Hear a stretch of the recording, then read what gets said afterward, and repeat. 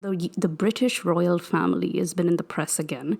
And I think that's kind of started off a lot more when Meghan and Harry dropped their Netflix special. And ever since then, there's just been like more and more juice coming out and just stuff where I think everybody's like doing a double take. Like, wait, what did he just say? What is going on? Like, what is happening? I feel at this point, Harry should just like give his, credit card PIN numbers. Like, he has just literally given us so much information. I was really rooting for this couple because I was feeling very sorry for the racism that Meghan was enduring. And, I felt for him because I was like, okay, maybe he was raised in a very insulated, family where he wasn't allowed to be free and all this stuff. But now that they're both out of there, they've become a bit insufferable and kind of like unbearable a little bit. They had the world on their side, and now everyone's kind of giving them the side eye, especially Harry, because his new memoir is going to be dropping very soon, and there's been excerpts that have been released over time, and basically it's these really weird like lines from the book that everybody is like, wait, what? Yes, we're gonna like read out some of the lines or just like talk about anything you want to. Yeah. Okay, let me pull them out like really quick. Yes, please. All right, so they're like I said, the tea is piping hot. Okay, so there are so many sensational claims. One of them is that where Harry says that before in 2005 he wore the Nazi uniform. He thought it was a cool idea to dress up for a party for a costume party as a Nazi. Right, and and it's not just any costume party. It was a colonizer and slave costume party. Oh, I have no idea. It was like a very specific theme to the party. So he speaks about discussing this with Kate and William on the phone, and they just, in his words, they howled. And apparently he says that they gave him the okay. That was like an okay for him to go ahead with this. So I don't know what he's trying to say. Is he blaming them? He blamed his brother, like, because everybody was like, so what about those Nazi photos of you? And he's like, well, my brother made me wear that, so it's not my fault. Later on, he does say that, then I sat with the rabbi and kind of really took stock of how wrong this is. He does take ownership, but at the same time, why mention this, right? Why do you need to talk to a rabbi to know that this was a bad idea? Yeah. Exactly. And why do you have a Nazi suit lying around? That's another thing I want to know. You had a choice between a pilot and a Nazi. When did you buy the Nazi costume?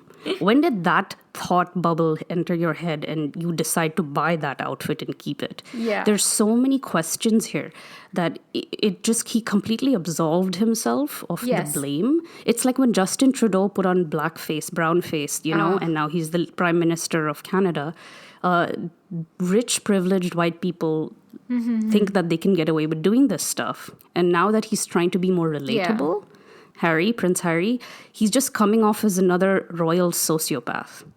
I'm sorry, especially the way he just said this, like without really understanding the gravity of saying this. And I feel like he shouldn't, maybe, yes, he met with a rabbi, etc. But just how did it start though?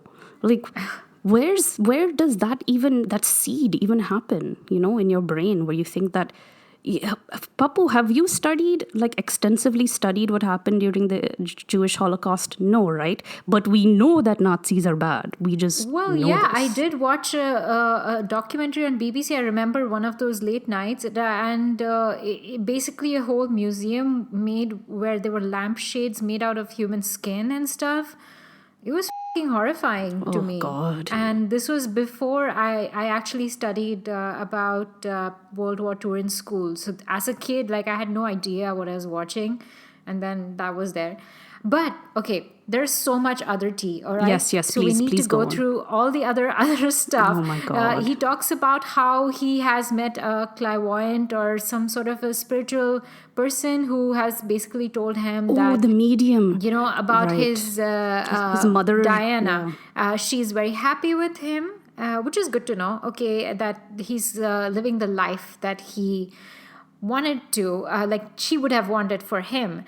But again, that's something he's added. But Lady Diana used to be into that stuff too. She was too. Yeah, she was probably why he's also into it. Yeah, he believes in it. But it does sound a little kooky. Yeah, it is. And also, she kind of died in a way. Well, she wouldn't have been with this person if she wasn't happy in her marriage and the way she was treated in her marriage. So there's a lot to unpack there. And the fact that Charles did not hug Harry when Diana died. So in the memoir, Harry describes that his father waking him to break the news that Diana was dead. She had died in a car accident, and they did not hug. And then, of course, there's this big bombshell about how William sort of physically pushed Harry at one point and kind of broke his necklace. Like they were... So... it was related to Meghan. Like Harry did not approve of Meghan. William did not approve of Meghan. Right. I remember when the Queen's funeral was happening and both William and Harry had to walk together. Everybody was talking about how there was something off with their energy. So I think we had assumed that there was some kind of fight. I think from the very beginning, it's not like they were the best of brothers. You can totally see, you can understand from body language. Both of them have very different personalities. Harry was always, in the limelight back then as being really this wild party boy. And, William was... had the older child the future syndrome. King. Yeah. More responsible, right? Yeah. So you could always see that. So basically, William described Meghan as difficult, rude, and abrasive. And basically... Which is code word for she's black. She's black.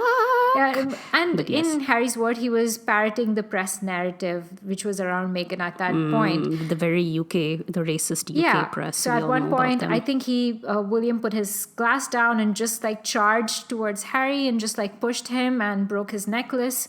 And he fell on a glass dog bowl, right? That cut him up on his back. Yeah. Which is crazy. But are we surprised that Prince William has a bad temper? I'm not surprised. Yeah. Yes. I'm not surprised that the fights got physical. For sure. Also, okay, so the other not bombshell, but one of the other things, how Harry lost his virginity. Harry writes that he was 17 when he lost his virginity. He talked about his virginity? This is all new stuff that is coming. So what you read was the Spanish version or something which had come out, so which had very few excerpts. But now that the book is out, or I think it's almost out, it was supposed to be out on the 10th. I don't know. Anyway, so Harry writes that he was 17 when he lost his virginity to an older woman behind the pub. And he says that it was a humiliating experience during which the woman treated him like a young stallion. Okay.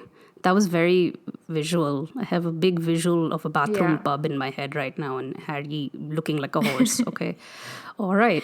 Okay. So using cocaine at 17, smoking cannabis at Eton, and taking magic mushrooms. But are we surprised? Would you? I'm not surprised. It's a life of privilege, right? Do what you want. Yeah. He could do whatever he wanted and never get into trouble, ever. Yeah, that is true. Okay. William did not like having Harry at Eton. Okay, that is fine. Who likes a younger sibling joining them at their boarding school? Harry stopped seeing Caroline Flack over media brush. I don't care about this one. He killed 25 Taliban fighters in Afghanistan. Yeah, I didn't like that. Because of the way he talked about it. He was very stone-faced, if I remember reading. He didn't think of them as people. It was just something he did. He doesn't regret it. Yeah. Nor does he condone it, or he doesn't feel anything. To him, it sounds like it was just a job. Yeah. I don't know how to feel about that. True. I wouldn't have said that out aloud to anybody but my therapist. So William suggested village chapel for Harry and Meghan's wedding. So this is what was there. Okay, he talks about terrifying panic attacks before public appearances. Charles begged William and Harry not to fight. What else was there? What about his frostbitten penis? That's all I've been reading about. Oh, Oh my God, that's too much. That's way too much. He just kind of mentioned having a frostbitten penis, but I don't know the context or anything and how and why this would come up. Apparently, it was frostbitten during his brother's wedding. And I'm like, why? Did you just leave your willy out in the snow while you were hanging out? Like, what? What the Okay, there are some other details that smaller details is apparently Megan offered Catherine by asking to borrow if she could use her lip gloss before an event, and Megan squeezed a little bit on her finger and applied it to her lips, and Catherine looked disgusted. I guess I don't know why this is even mentioned. Like at this point, you're like, why are you doing this? You have got so much. You've got everyone rooting for you. Like you said, why do you have to be this person? You don't need this money. I mean, is it that bad? I don't think he realizes what he's saying because he's been so shielded from the world that he has no idea how to behave and speak like a normal person, and probably doesn't understand that all of us are going to be completely disgusted by this. Like the average person is going to be put off. Yeah, it's just TMI. So much TMI. This tea is piping and it's TMI. It's TMIT. That's the problem. TMIT. Yes. I don't know, Pappu. I have no other reason other than the fact that Harry is trying to control the narrative and doing an extremely bad job of it and not coming out looking good. Yes. And I'm not surprised that the royal family is like this. I really am not. I don't know if we expected him to be like this brave prince and like, he was super noble and only did noble things. No, he was kind of he's not that great of a person, I think. It doesn't have much personality either. So I don't know if I'm going to read the whole book, Pappu. Are you? Oh, no. No, I have my own. Oh, by the way, last year I started my own book club. That was one of the things. Is it still going on? It's just 4 people. That's still cool. And you're actually reading books, or you're just drinking wine? No, actually, there's no alcohol. It's just like we meet up and we nerd out. You have a dry book club? Oh my God. Okay, that's some serious business. But yeah, I mean, it's fun to just meet other people who... So you're not going to recommend this book for your book club, that means? I don't think so. No. You can be like, hey guys, I have a great comedy for us to read this week. Oh, wow. I think I'll wait for the episode on The Crown. I just wonder if the royal family is going to turn around and like release their own little memoir to be like, okay, let's clear this up. But yeah, I don't know what to say. I want to enjoy the tea coming out of there, but honestly, it's all just too pathetic for me to even enjoy. Yeah. Do you think the monarchy can survive? I hope not. I hope that by the time Prince William is set to be king, that it's completely drowned off, because I don't understand in a time right now where the UK is going through such high inflation and the craziness from Brexit, how can they afford to still support a royal family that really doesn't need their money? Right. Really, they don't, because they have assets all over the world. They don't need public money, technically. Yeah. So I don't know. I don't know what the UK has with this romanticization of the royal family. They're obviously very toxic, very dangerous, and probably the worst people ever. Let's not forget Prince Andrew. After all, it is not just the family. It is called the firm because it is a business. It is a whole business with managers and people. Like it's like a whole PR. Yeah, it's like a whole. The longest running play in history, basically. You have not just the people in front of the stage, but you have people working behind the scenes, handling the light, the getting the audience to come to the theater. So it's a whole play that has been running for, I don't know, like hundreds of years.